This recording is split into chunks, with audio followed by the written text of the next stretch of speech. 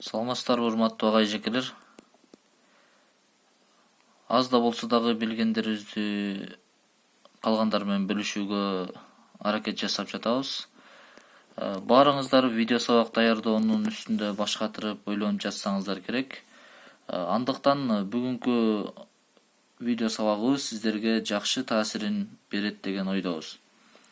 Видео сабак даярдоо үчүн эң жөнөкөй бир программа Play Market'ке кирип FreeCam 8 деген программаны көчүрүп, компьютериңиздерге же ноутбукка же планшетке установка кыласыздар.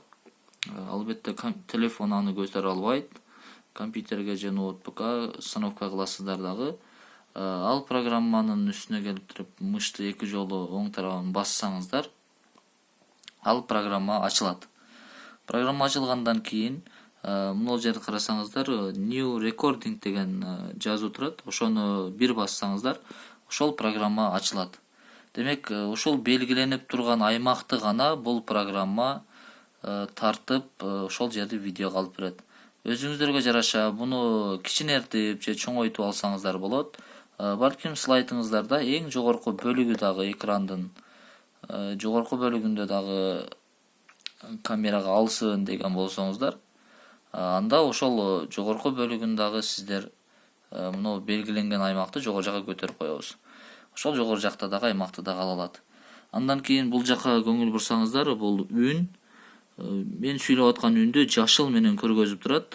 Кандай абалда сүйлөп атабыз, секинби же жогорку басымдабы, ошого жараша. Эгерде мына жердеги үн ушундай бир белгиленип кызыл менен сызылып калган болсо, сиздер сүйлөгөн мээнетиңиздер текке кетет. Ошон үчүн алгач бул программаны ачканда биринчи ушул жерге көңүл буруп коюңуздар. Үндү жаздырып атабы же жокпу? Албетте ошондой болгондо үн жаздырылат. Бул кызыл белги слайдтын башталганы, программанын башталгандыгын белгилөөчү, көргөзчү. Ал үчүн сиздер өзүңүзгө керектүү болгон Word документти же болбосо даярдалган атайын слайдыңыздарды ачып алсаңыздар болот. Ал слайдты ачкандан кийин албетте ал слайдтын ошол эле мына ортосун эле камерага алсын десеңиздер, анда жанагы белгиленген аймакты кичинертип алабыз. Бирок баарыбызга белгилүү болгон компьютердин F5 деген клавишасын бассаңыздар, анда слайдты жалп экранга чыгарып берет. Ошол жердеги экрандагы көрүнүштөрдү, демек биз даярданып алып, үнүңүздөрдү иретке келтирип, тынч бөлмөгө кирип туруп, ушул кызыл кнопканы басабыз. 3, 2, 1. Демек, видеого алып баштады. Программа иштей баштады. Демек, баштадык. Номер 52 Кыргыз-Түрк достугу мектеп лицейи. Бул слайдты кийинки бетке өткөрүш үчүн сиздер бул жактагы клавишаны басасыздар. Эгерде бассаңыздар кийинки бетке өтпөй калса, демек бул экранга алып барып туруп мышты бир жолу басып алып туруп, кайрадан басабыз. Басса кийинки бетке өткөрүп берет. Кийинки бетке өткөндөн кийин карайсыздар, бүгүн сиздерге математика мугалими Акылбек уулу Нурсултан онлайн сабак 4-черек, 2-чи, 3-чү каалагандай сабагыңыздардын атын койсоңуздар болот. Алгебра, геометрия, физика, астрономия деген сыяктуу койсоңуздар болот. 7-чи класс, байланыш телефондору. Өзүңүздөрдүн WhatsApp номериңиздерди Telegram, Instagram, Facebook, YouTube каналыңыздардын баарын ушул жерге берсеңиздер болот. Себеби окуучулар ошол аркылуу сиздерге суроолорду берип, тапшырмаларын аткарып жөнөтүп турушат. Анда дагы кийинки бөлүгүнө өтөбүз. Жана клавишаны баскандан кийинки бөлүккө өткөрөт. Сиздер кандайдыр тапшырма беришиңиздер мүмкүн.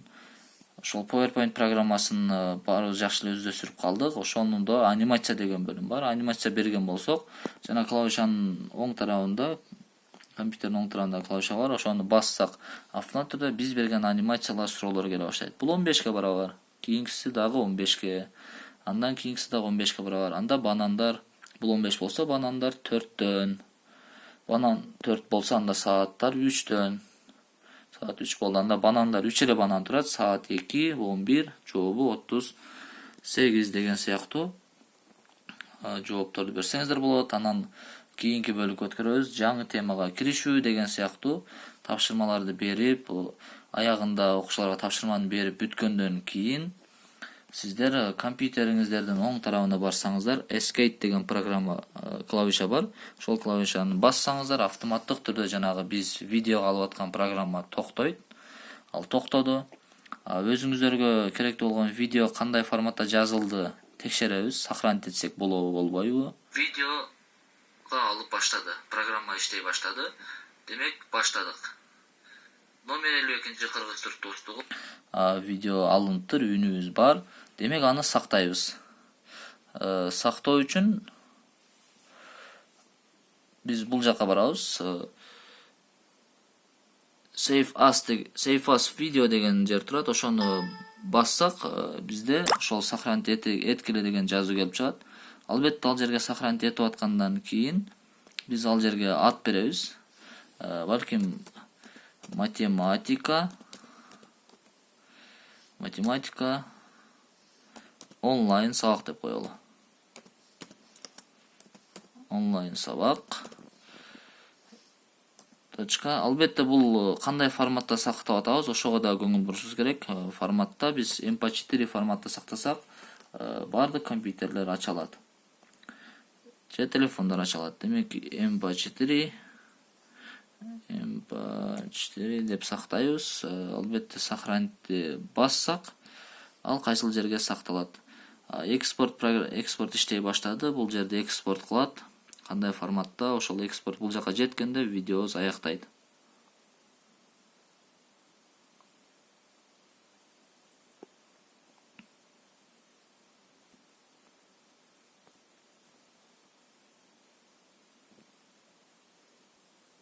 Албетте сиздер бул видеону эгерде сактабайм, туура эмес болуп калсаңыздар, анда cancelды же болбосо бул жактан X клавишасын басып туруп чыгып кетсеңиздер дагы болот.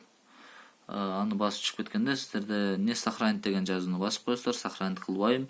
Биз тарткан видео 2 мүнөт 2 секундда болуптур.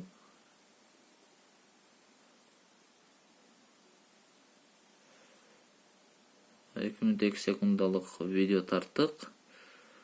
Жалпы көрүнүштө бул тартылган видео кандайдыр көрүнүштө ал бүтүп калды уже программабыз, кайсыл жерге сакталды, документте сакталды, математика онлайн сабак. Аны өчүрүп таштайбыз. Эгер кийинчерээк да табышыбыз мүмкүн, бул жактарда программаларды өчүрөлү. Биз аны сактап бүттүк, кайрадан сакташтын кереги жок. Өчүрөлү, бул программа слайдыбызда бүттү, аны дагы өчүрүп туруп, аны кайрадан кайсыл жерден табабыз? Компьютерибизден документке киребиз, албетте ал документке сакталат. Документтин ичинен бул жерге төмөн жак карап туруп издеп жөнөй беребиз.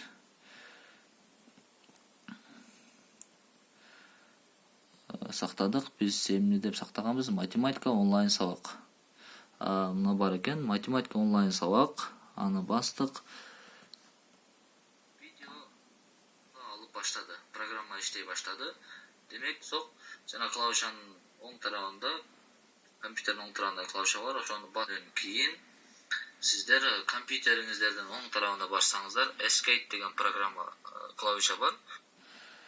Ушундай бир программаларды алып бүткөндөн кийин дагы да суроолор болгон болсо, кийинки маалыматтарды дагы кайрадан ушул YouTube канал аркылуу билдиребиз. Кайрадан көрүшкөнчө сак саламатта калыңыздар.